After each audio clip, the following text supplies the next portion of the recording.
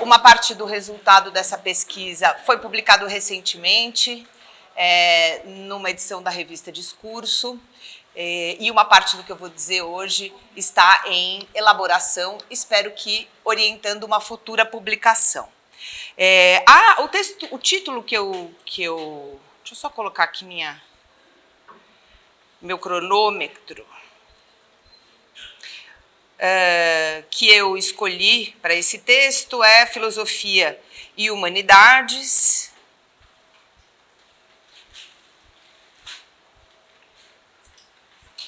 Não consigo restaurar. Pronto. Filosofia e Humanidades, as blindagens sexistas, as blindagens de uma historiografia sexista, né? E eu vou de uma maneira bem rude mesmo, resumir o meu argumento para chegar aonde eu quero, para poder conversar com vocês. Enfim, é um texto que se propõe justamente a pensar um problema que eu acho que é urgente na área, né? Que é, enfim, uma fragmentação talvez causada por uma especialização precoce e excessiva, e um tipo de fragmentação que certamente tem diversas causas, mas talvez essa seja a mais imediata, e que tem um efeito interno muito complicado, né, de tal modo que, às vezes, dentro de uma mesma sub-área, né, nós estejamos falando línguas estrangeiras, né, uns com os outros, dada a especialização exigida, e se a comunicação interna está complicada, né, me parece que também está bastante complicada a comunicação com as outras ciências humanas, né, com as demais humanidades. Então é um texto que reflete um pouco, que tem como horizonte tentar pensar um pouco sobre esse problema, né? Depois a gente pode voltar para falar da especialização. Militância zero aqui contra a especialização, eu acho que ela só é alguma coisa que precisa ser trabalhada na sua contradição. Se por um lado é necessário para a delimitação de um campo e para o avanço da pesquisa, por outro ela pode conter em si mesma, né, a morte do próprio campo, né, se o muro da especialização for muito alto. Então, a minha aposta aqui, a minha hipótese é que talvez, né, a revisão do cânone seja um caminho para a gente encurtar as distâncias, tanto internas da filosofia, mas sobretudo externas, né? Ou seja, eu estou querendo pensar se a ampliação, ou talvez melhor dizendo, eu gosto mais da palavra democratização, né, do cânone, talvez seja uma aliada na nossa busca por encurtar, né, essas distâncias internas e externas e construir pontes de comunicação mais ricas com as outras áreas. E claro, isso exige a construção aqui de um retrato, de um diagnóstico que eu não vou recuperar, porque todas nós conhecemos muito bem ele, que é, enfim, uma historiografia, né, essa que eu chamo de sexista, porque masculina, né, hegemonicamente masculina e branca, de ponta a ponta, né? Bom, como é que a gente tem resolvido, né, e lidado com o fato mesmo de que o cânone é composto majoritariamente por homens? Eu vou me basear, fica pressuposto aqui, tá, nos trabalhos da Ellen O'Neill e da Sabrina Besmeyer. Não vou reconstruir os argumentos delas porque não tenho tempo, né, mas me interessa um aspecto do argumento, ambas, enfim, né, e recentemente também tem uma outra aliada aqui nessa história, que é a Lisa Shapiro, na exposição que ela fez o ano passado, no Vozes, organizado pela Natasha, lá no Rio. O texto que a Shapiro apresentou lá será em breve publicado, traduzido para o português, né, na segunda edição do Vozes, Mulheres na Filosofia, e a questão, né, que todas elas abordam e que me interessa, só para marcar, né, é a própria ideia de que, enfim, as mulheres não estariam no cânone, né, porque as suas obras não seriam suficientemente grandiosas e os seus temas não seriam propriamente filosóficos, ou seja, né, o que seria um cânone? O cânone seria o lugar dos clássicos, e os clássicos são aqueles grandes autores que escreveram as obras monumentais sobre as questões atemporais e tão excepcionais, né, a ponto de resistirem à passagem do tempo. As grandes mentes, já apareceu agora há pouco na fala da Natália. Eu não quero discutir, eu não quero questionar ou talvez recusar a ideia de que um clássico é clássico justamente porque resiste à ação do tempo. Não se trata disso. Né? Gosto da ideia porque ela me faz entender por que a gente leu Aristóteles com tanto entusiasmo no século XXI. Né? Mas eu não preciso questionar isso, né, para avançar numa problematização dessa visão do cânone. Né? Porque me parece que tem, e essa é uma contribuição minha para esse debate, eu acho que tem um pressuposto que está operando nessa resposta das grandes mentes, né, e que deve ser questionado. O que está sendo dito, assim me parece, né, afinal de contas, é que se Platão, Aristóteles, Descartes, Spinoza, Leibniz, Kant, Hume antes, né, só para citar alguns dos indubitavelmente canonizados, né, se eles são clássicos, parece que esse é o pressuposto, isso se deveria ao fato incontestável de que eles são os melhores, né, as grandes mentes, né, que estão à altura das verdadeiras questões filosóficas. Contudo, para esse argumento funcionar, né, é preciso tornar irrelevante o fato de que o gênero, a cor, a origem das grandes mentes são os mesmos, salvo raríssimas exceções. Né? Assim como também é preciso tornar irrelevante o fato também incontestável de que os historiadores da filosofia, peças-chave, né, na delimitação e na construção de cânones, também compartilham com as grandes mentes que eles canonizam os mesmos marcadores sociais, se quiser, ou seja, são também, né, homens do norte global, a maioria deles, salvo raríssimas exceções. Ou seja, né, para o argumento das grandes mentes funcionar sem reparos, é preciso dar as costas, é preciso fechar, né, a reflexão da questão de gênero. Né? E, claro, racial também. Eu estou focando no gênero aqui hoje por uma questão de organização do meu argumento. O que eu estou dizendo para gênero aqui também vale para o outro marcador social, raça. Tá? Então, enfim, precisaria, né, definir, né, que o gênero dos historiadores e dos filósofos não tem nada a ver, né, com a hegemonia masculina do cânone, que eu acho que é isso que, enfim, precisa ser, claro, questionado. O que eu quero dizer? Né? Eu quero dizer com isso que não há apenas questões filosóficas envolvidas nessa nossa conversa. Né? Elas são metafilosóficas, evidentemente.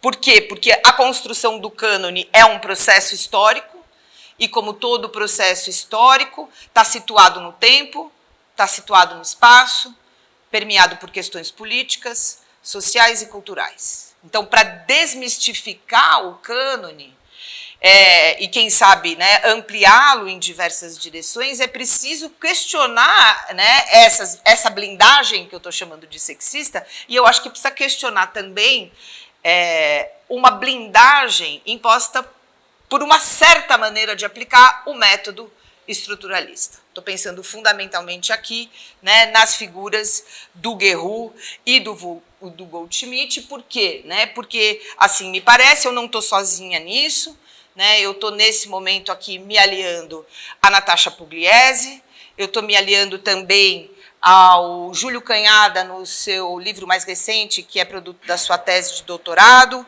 assim como a Carmel Ramos, no verbete Epistolografia e Escrita de Mulheres, que também está lá no blog. Ou seja, o que está sendo dito, né, por esses autores, essas autoras também, a gente definiu isso ontem, né, que eu acabo de mencionar, depirar, né? Agora é a hora de fechar tudo? Então vamos. Porque aí realmente eu alcanço. Eita, eu não posso. Sobe na cadeira.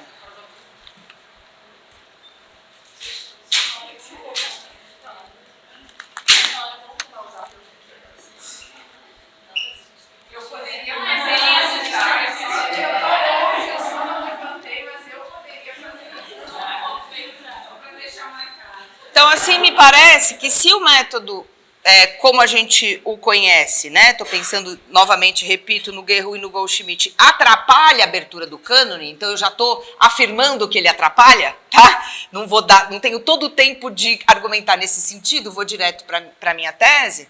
Se atrapalha, né, é por tender a apartar a estrutura da obra filosófica da sua gênese, né? Isso posto, já quero deixar bem claro que eu estou interessada na gênese das obras filosóficas, né?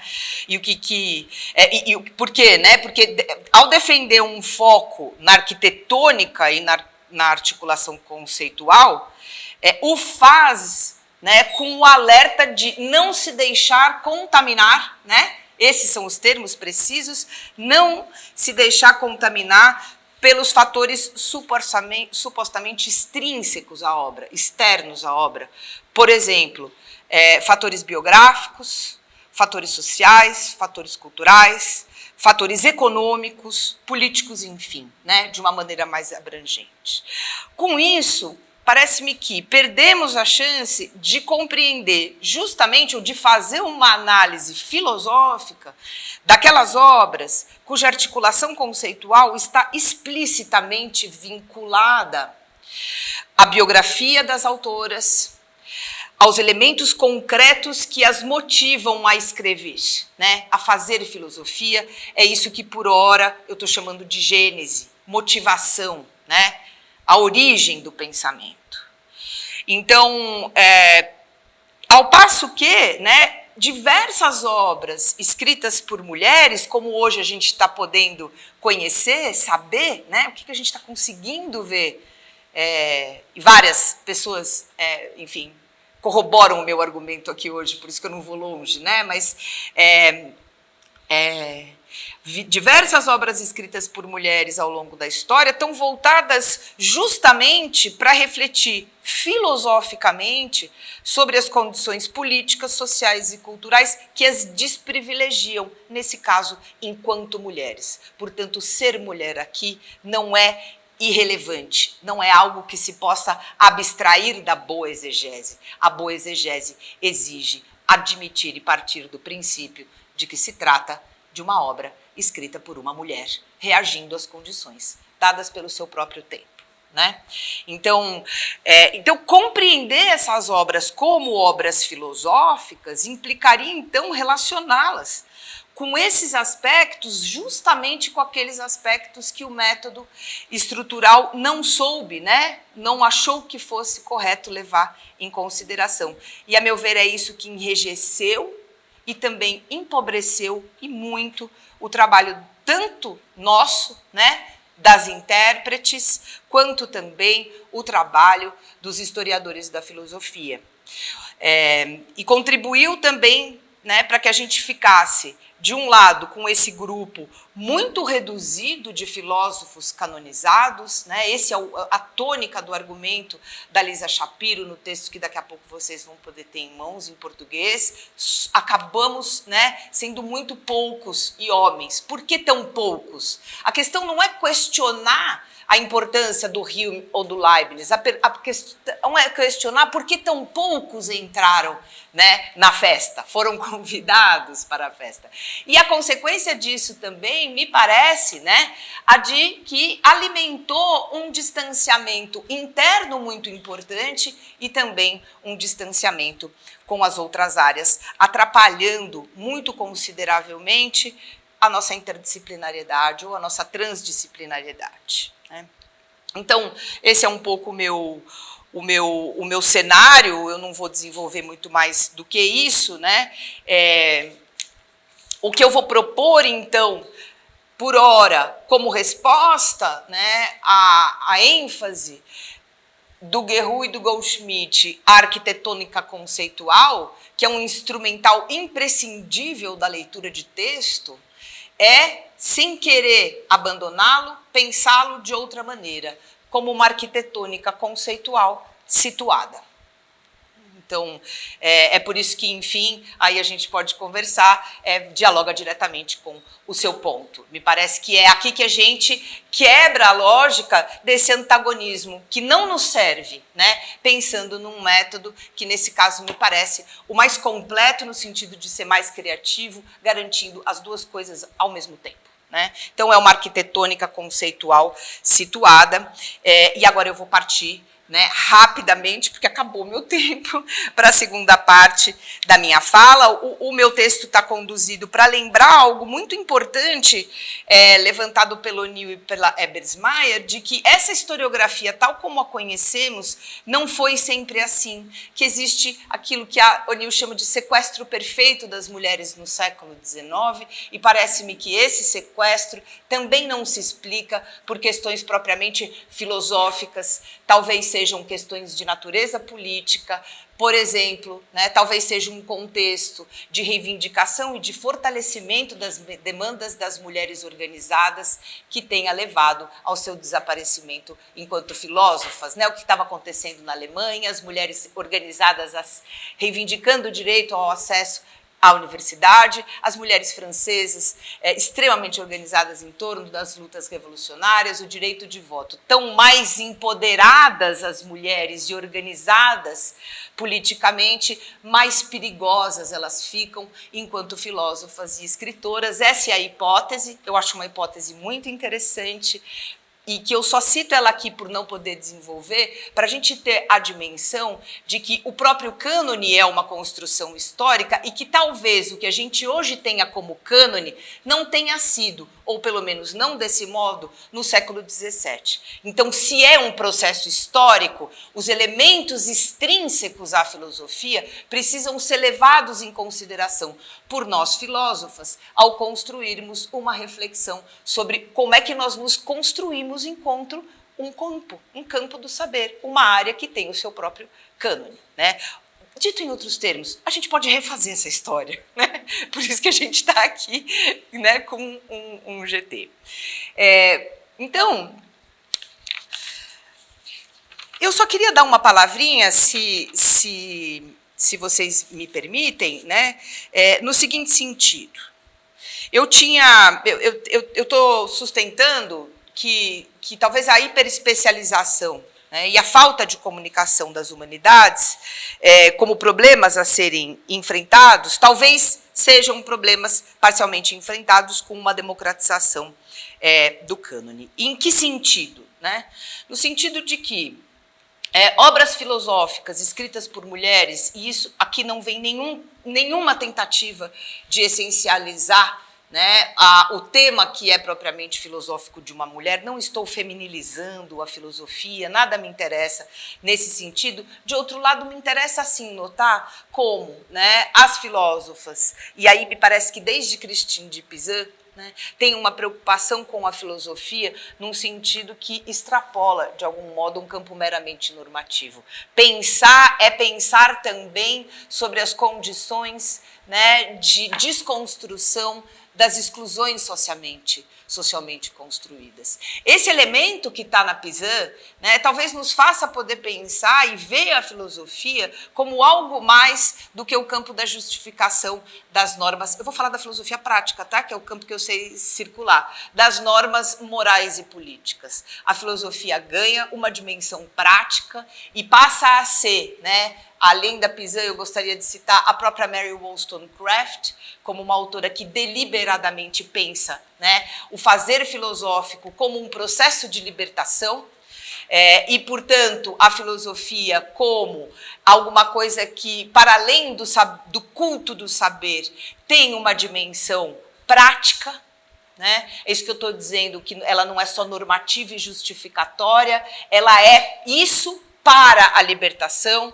Eu podia, num arco temporal muito maior, talvez a Macaulay antes ser alguém que deixa isso muito claro também. Posso andar um pouco mais para frente? Isso tá, só para a gente fazer, né, uma coisa um pouco ao longo da história da filosofia. É o mote principal de Simone de Beauvoir, a filosofia como uma libertação da mulher, nesse caso, se pensar como o outro é a chance, né, de sair daquela alteridade que... Talvez para a gente andar mais ainda na própria Angela Davis, né? Quando vai pensar, fazer filosofia eu cito agora, né? Se a filosofia não serve para a melhoria da vida das pessoas, para mim ela não serve para nada, né? Vamos chegar no Brasil, só uma mais, né? Sueli Carneiro, na sua tese, defende que a filosofia não é outra coisa senão a possibilidade da reflexão sobre as relações de dominação e dos potenciais emancipatórios do presente. Então, filosofar é filosofar sobre as condições de superação da violência. Aqui também, então, né, a filosofia ganha uma outra dimensão que, para além da normativa, tem uma função prática. Eu preciso parar? Preciso, né? Só concluir. Eu vou concluir, então, né?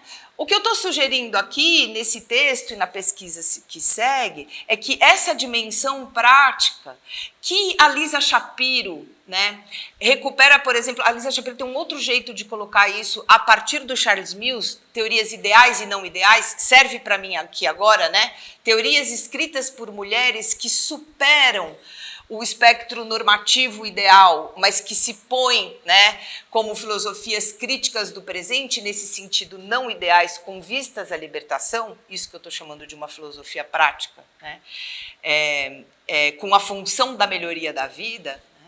Né, isso que eu tenho encontrado em tantas autores mulheres e que tem me interessado, talvez seja justamente um dos fatores que nos permita pôr a filosofia em conversa com as ciências sociais, com a antropologia, com a economia humana, né? Enfim, com a própria literatura, que também estão, de algum modo, na medida em que porosas as demandas do seu próprio tempo, né? E aí, claro, é uma preocupação contemporânea, agora aqui, apropriação mesmo, né? Deliberadamente, porque agora não é mais análise só de texto, é extrair consequências disso, é se apropriar, né, dessa reflexão para dizer, bom, talvez se a gente fazendo esse movimento e abrindo o cânone, a gente tenha um cânone que fale a língua do nosso tempo e fale a língua que está sendo falada pelas outras ciências humanas. E esse talvez seja o nosso encontro no contemporâneo, como filósofos, como historiadoras. Não é à toa que é justamente isso que está acontecendo, né? Me interessa anotar, por exemplo, como a Pizan, ela é uma autora que está sendo lida por diversas áreas das humanidades no Brasil. Isso nos diz algo. Assim como a Angela Davis. A Angela Davis está sendo lida também em diversas áreas das humanidades. A própria Mary Wollstonecraft, quando chegou no Brasil, não foi pela via da filosofia. Quem se interessou primeiro por ela foram as teóricas políticas, né? Enfim, esse é um pouco o desenho do meu argumento, um pouco bruto, do jeito que deu nesses 20 minutos. Mas essa é a ideia. Se vocês puderem ler o texto, aí a gente conversa, né?